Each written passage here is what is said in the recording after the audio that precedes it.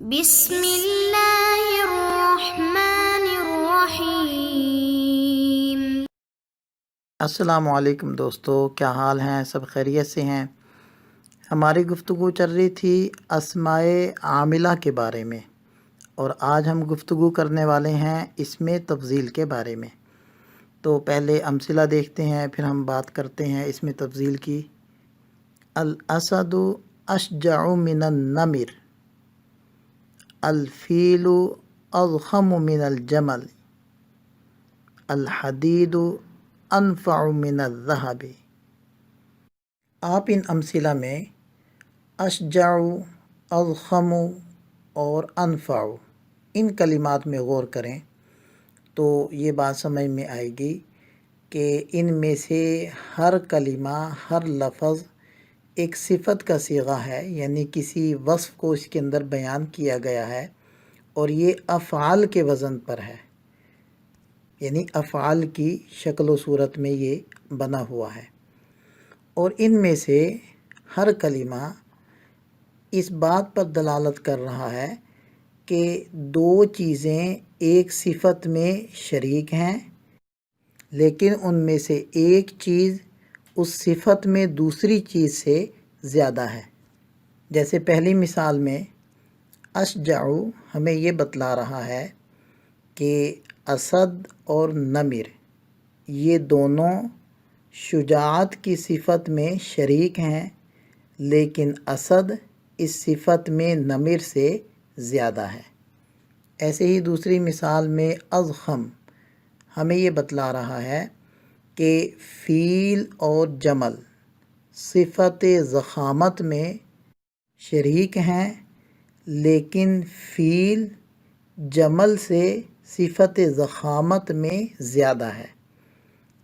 اور تیسری مثال میں انفع ہمیں یہ بتلا رہا ہے کہ حدید اور ذہب یہ دونوں نفع دینے میں شریک ہیں، لیکن حدید نفع دینے میں ذہب سے زیادہ ہے۔ تو ایسی صفات اور ایسے الفاظ کو نحو کی اصطلاح میں اسم تفضیل کہا جاتا ہے۔ جی آگے چلتے ہیں، چند مثالیں اور آپ دیکھیں۔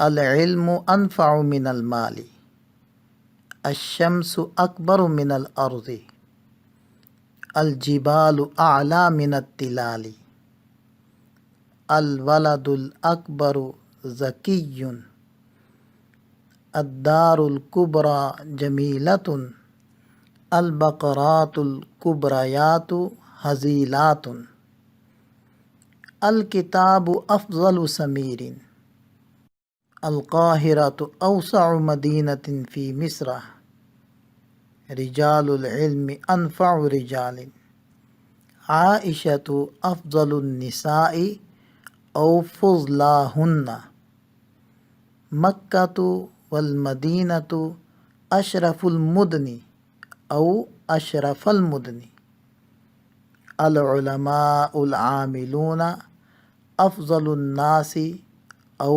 افاضل الناس۔ آپ دیکھ رہے ہیں کہ ہم نے امثلہ کے 4 گروپ بنائے ہیں، اور تمام گروپوں میں اسم تفضیل استعمال ہو رہا ہے۔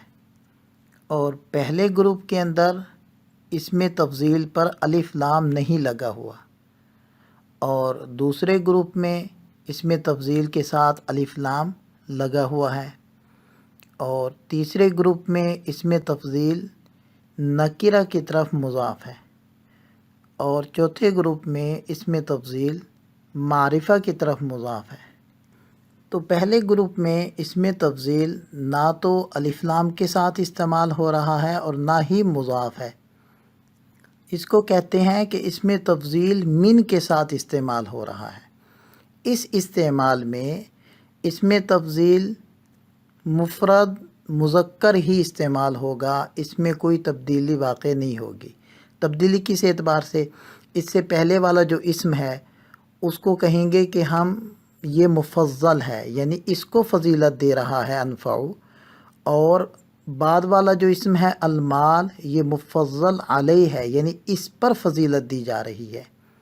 تو جب اسم تفضیل من کے ساتھ استعمال ہو تو تثنیہ جمع اور مذکر مؤنث ہونے میں وہ مفضل کے تابع نہیں ہوگا یا مفضل کے مطابق نہیں ہوگا۔ مثلاً آپ یوں کہہ لیں زید افضل من عمر، الزیدان افضل من خالد، الزیدون افضل من خالد، ہند افضل من فاطمۃ، الہندان افضل من فاطمۃ، الہندات افضل من فاطمۃ۔ آپ نے غور کیا تمام امثلہ میں مفضل بدل رہا ہے، تثنیہ جمع ہونے میں بھی اور مذکر مؤنث کے اعتبار سے بھی، لیکن اس میں تفضیل کا صیغہ جوں کا توں ہے، یعنی مذکر ہی ہے اور واحد ہی ہے۔ تو ہمیں ضابطہ یہ سمجھ میں آیا کہ جب اس میں تفضیل من کے ساتھ استعمال ہو تو وہ واحد مذکر ہی استعمال ہوگا اور مفضل کے مطابق بدلے گا نہیں۔ اب آپ امثلہ کے دوسرے گروپ میں آ جائیں جس میں اس میں تفضیل الف لام کے ساتھ استعمال ہو رہا ہے۔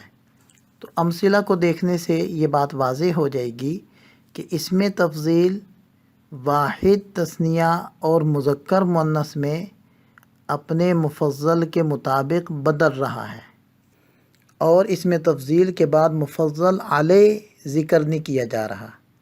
مزید وضاحت کے لیے ہم مزید امثلہ دیکھ لیتے ہیں۔ زید الافضل، الزیدان الافضلان، الزیدون الافضلون، ہند الفضلى، الہندان الفضلیان، الہندات الفضل یا الہندات الفضلیات۔ تو امثلہ سے ضابطہ ہمیں خوب واضح طور پر سمجھ میں آ گیا کہ جب اس میں تفضیل الف لام کے ساتھ استعمال ہوگا تو وہ واحد تثنیہ جمع اور مذکر مؤنث میں اپنے مفضل کے مطابق ہوگا۔ اب امثلہ کے تیسرے گروپ کی طرف آئیں۔ اس کے اندر اس میں تفضیل نکرہ کی طرف مضاف ہے، اور جیسے اس میں تفضیل کی پہلی قسم مفضل کے مطابق نہیں بدلتی بلکہ واحد مذکر ہی رہتی ہے، اسی طرح اس قسم میں بھی اس میں تفضیل تمام امثلہ میں واحد مذکر ہی ہے، اپنے مفضل کے مطابق نہیں بدل رہا۔ اور امثلہ کے چوتھے گروپ میں آپ آئیں جس میں اس میں تفضیل معرفہ کی طرف مضاف ہو رہا ہے۔ اس میں دیکھیں دونوں صورتیں جائز ہیں کہ آپ مفضل کے مطابق اس میں تفضیل کو بدل دیں یا واحد مذکر ہی استعمال کریں۔ ان امثلہ سے ہمیں یہ ضابطہ سمجھ میں آیا کہ اس میں تفضیل جب نکرہ کی طرف مضاف ہوگا تو واحد مذکر ہی استعمال ہوگا، اور اگر معرفہ کی طرف مضاف ہوگا تو پھر اس کو صرف واحد مذکر لانے یا مفضل کے مطابق لانے میں اختیار ہوگا۔ اور ان تمام امثلہ کے اندر جب ہم ترکیب کریں گے تو اس میں تفضیل کا فاعل اس کے اندر ہوا ضمیر مانیں گے جس کو رفع اس میں تفضیل دے رہا ہے۔ تو اس میں تفضیل ہمیشہ اپنے اندر چھپی ہوئی ضمیر کو رفع دیتا ہے، اور کبھی کبھار یہ اس میں ظاہر میں بھی عمل کرتا ہے۔ اس میں تفضیل کا اس میں ظاہر کو رفع دینے والا استعمال چونکہ بہت کم ہے، اس لیے میں اس کو ذکر نہیں کر رہا۔ اس پوری بحث کو خوب اچھے طریقے سے سمجھ لیں۔ اللہ تعالی ہم سب کا حامی و ناصر ہو۔ دعا میں یاد رکھیے گا۔ السلام علیکم۔